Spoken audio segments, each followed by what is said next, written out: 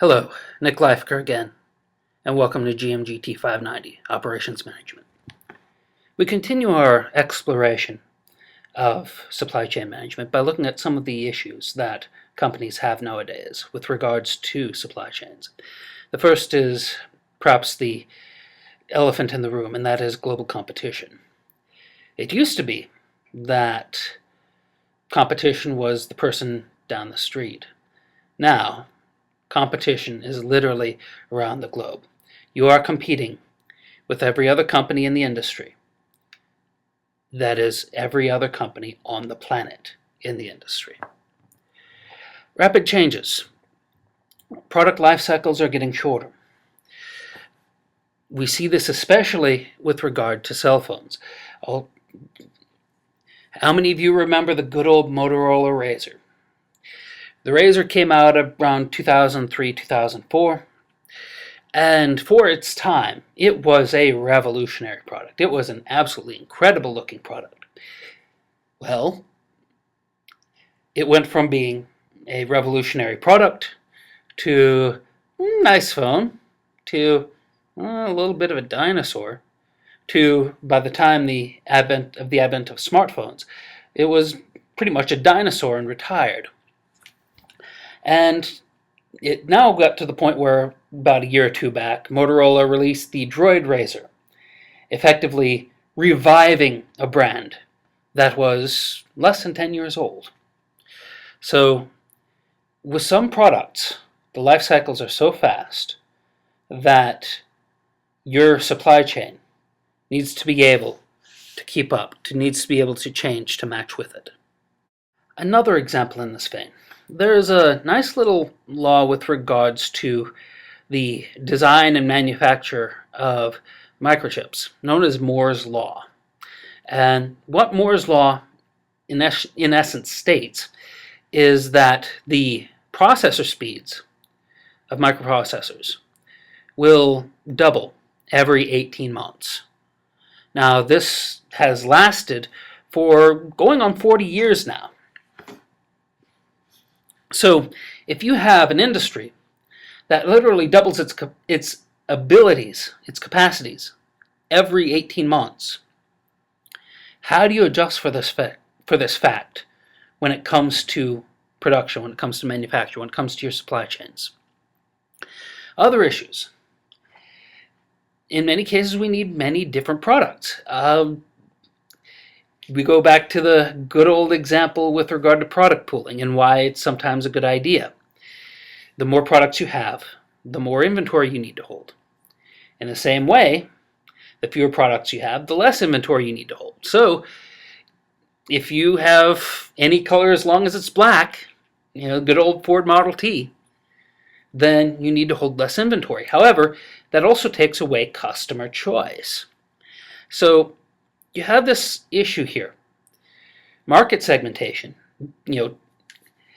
producing a product that is designed for a particular market versus manufacturing ability. The more products you have, after all, the more products you need to be able to make.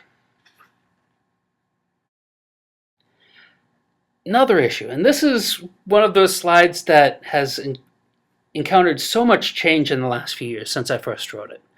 And that is the issue of lead time as a competitive factor. We take Amazon.com versus Barnes & Noble. And to understand what's going on, I need to take you back to 2010. In 2010, if you wanted a book right away, what would you have to do? Well, you would have to drive down to the local Barnes & Noble, buy the physical copy of the book, and go home. Could you really do that with Amazon.com? Well, no, not at the time. So Amazon.com realized that it had a weakness with regard to lead time. In essence, if someone wanted to buy a book from Amazon.com, they realized that that person would have to wait several days. So what did Amazon.com do? They brought out a nice little device called the Kindle. All of a sudden, a book could be the ultimate impulse buy. If someone wanted to buy a book, They could get on their Kindle, purchase the book on the Kindle, download it, and never leave the house. They could have their book immediately right there. So suddenly, Barnes & Noble was losing the lead time race.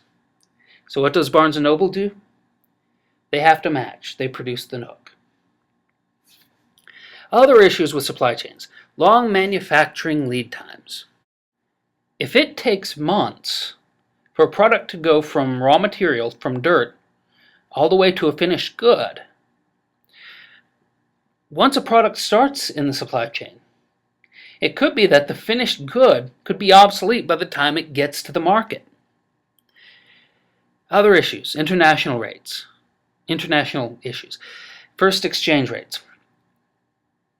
Whenever you have a relationship with another company, that is usually maintained by contract. So the amount that is paid for a particular item is maintained by contract. Well, we've seen throughout history that the value of various types of currency changes over time. So what happens if the money that you are using to purchase an item from an international company suddenly increases in value? Well, all of a sudden you can find yourself paying a lot more for a particular part. Tariffs and trade agreements.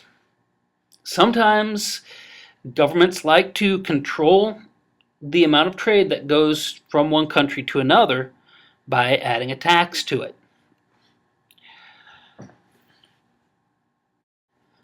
Political climate.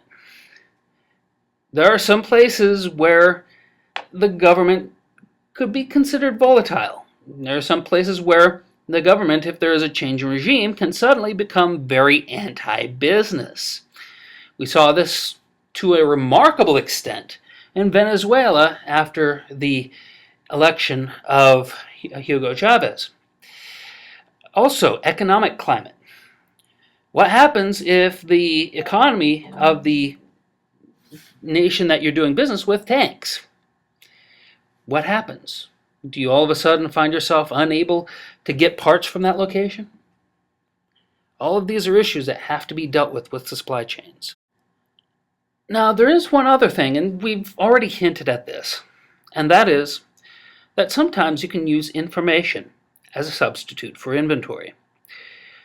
The best way of thinking about this: when you buy a book, do you buy it for the paper?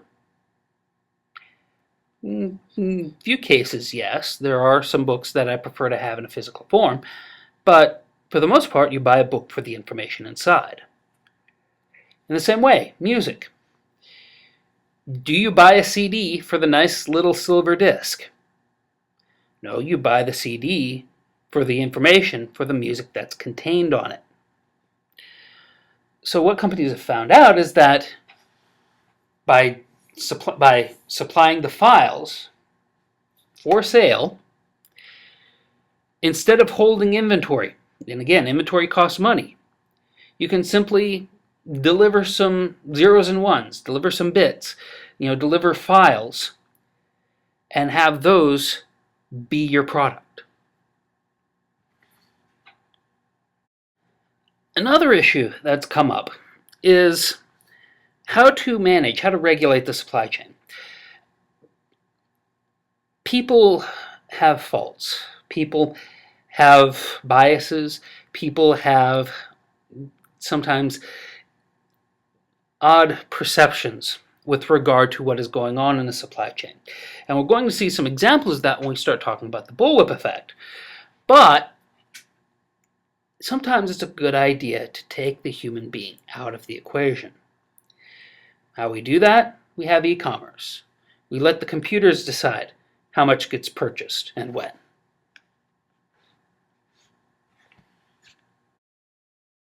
We've also seen some other fun issues with regards to supply chain management, some new ideas, new technologies that are coming in.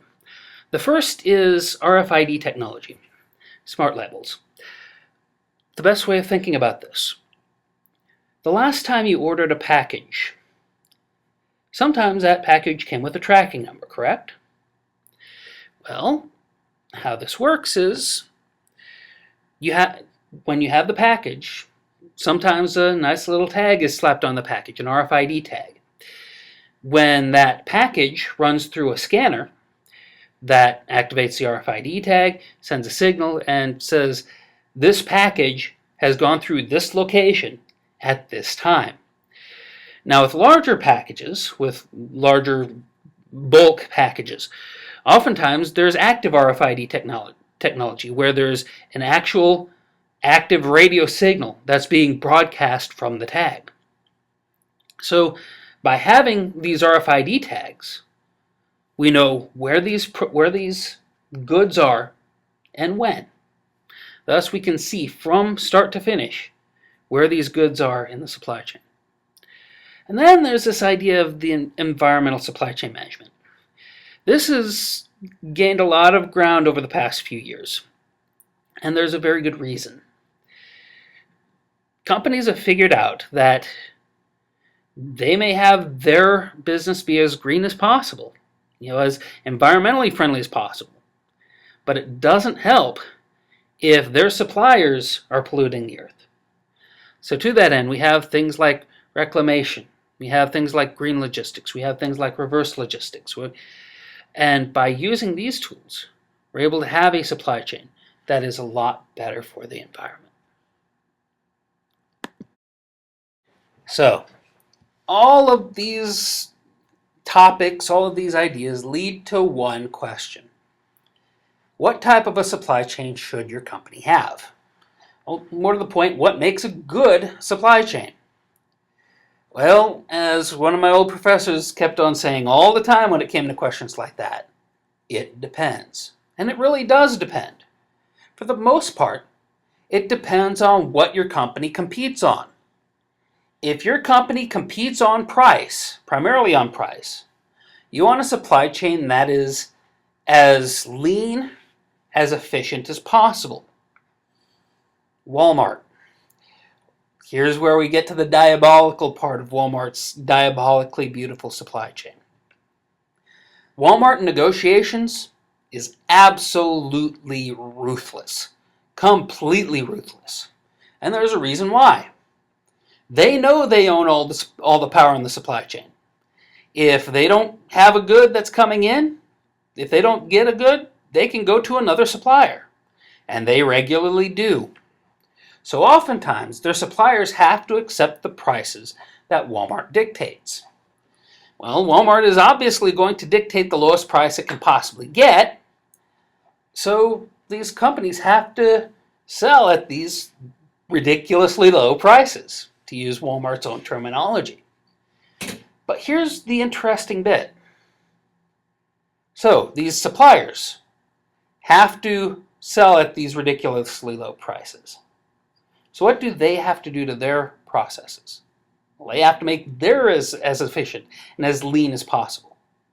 And they have to get their raw materials at as low a possible price as they can. So what happens to their suppliers? Because they have to supply at this really low price. Well, they have to get lean. So the efficiency, the lean part of it, propagates back through the entire supply chain. This is why Walmart's supply chain is diabolically beautiful. Because through their demand for low prices for their goods from their suppliers, it forces all of their suppliers to be lean and efficient as well. So, suppose you don't compete on price. Suppose you compete on innovation. What do you need to do? Well, you need to have a flexible supply chain in this case. A supply chain that is so flexible that you're able to get new products out to the market as fast as you possibly can. Also, suppose you compete on customer responsiveness. Then in that case, you want as fast a supply chain as you possibly can so that you're able to get goods to the market, to the customer, as soon as they need it. So, what makes a good supply chain? It depends. It literally depends on how your company competes in the marketplace. Your company's supply chain has to match its company's overall strategy. So, when it comes to these businesses, there's a lot of strategies as to how the business can run its supply chain. Again, what you have for a structure of the supply chain needs to match how your company competes. If it competes on price, it needs to be as lean as possible. If it competes on innovation, it needs to be able to bring these products to market as fast as possible. If it needs to compete on responsiveness, it needs to be the supply chain itself. It needs to be as fast as possible to be able to get its goods to market as fast as possible. So, we have some options here. Let's take a look at these options. We can have many suppliers, lots of suppliers. We can have relatively few suppliers and just have very strong relationships with those suppliers. We can have what's known as a keiretsu network, and I'll talk about the details of that in a minute. We also have vertical integration, or we could have what's known as a virtual company, a virtual supply chain. So, what are these options? How do they work? First of all, with many suppliers as opposed to few suppliers, there's a few differences here. First of all, first question, if we have many suppliers, who owns most of the negotiating power in this relationship? My answer to that? Think Walmart. Walmart has many suppliers available, and because they can pick and choose among their suppliers, they have almost all the negotiating power in the relationship. So, if you have a lot of suppliers, you tend to have a lot more negotiating power. If you have relatively fewer suppliers, you tend to have a lot less negotiating power in the relationship. Suppose we have many suppliers and one of them goes out of business or ends up in the wrong place at the wrong time and has to shut down for a while. If we have many suppliers, that's not that big of a deal. After all, we can just go to one of our other suppliers and have them help us as needed. However, if we have relatively few suppliers, well, think about what happened between Ericsson and Nokia. Nokia was able to go to a secondary supplier. Ericsson wasn't. Nokia survived and thrived, while Ericsson didn't. So, if we have many suppliers, a company is in much less trouble if one of its suppliers goes out of business. If, on the other hand, it has very few suppliers, then a supplier going out of business can be a traumatic event for that company. On the other hand, there are some advantages to having only a few suppliers. First, if we have many suppliers, how easy is it to manage the relationships between us and our suppliers? The thing is, if you've ever talked with purchasing and procurement, you know that there are relationships between sellers and buyers when it comes to supply chains. These people go golfing together, okay? So, if you have many suppliers, it's much more difficult to manage those relationships between you and your suppliers. On the other hand, if you have relatively few suppliers to work with, it's a lot easier to manage. You only have a few people that you need to call. One other advantage involving fewer suppliers as opposed to many suppliers, and that is quality. If you have relatively few suppliers, it's easy to manage quality from that supplier. If you have multiple suppliers, that's multiple sources for your parts, multiple levels of quality for those parts. As a result, if you have more suppliers, it becomes far more difficult to manage quality for the supplies for your product. Okay, now what a keiretsu network is. It's a set of interlinked, interconnected companies, all of which are designed to support a central major company. Toyota is the most famous example of this, but there are others. How this works, these people, they go golfing together, okay? There are relationships between them. What they do is they view their role as supporting the central company, because they realize that By supporting the central company, their company will thrive as well. So the idea here is the entire group is to work together in order to get the main company to succeed and be as good, to be the best company it possibly can be. Now, the real strength of a keiretsu network comes when there's trouble.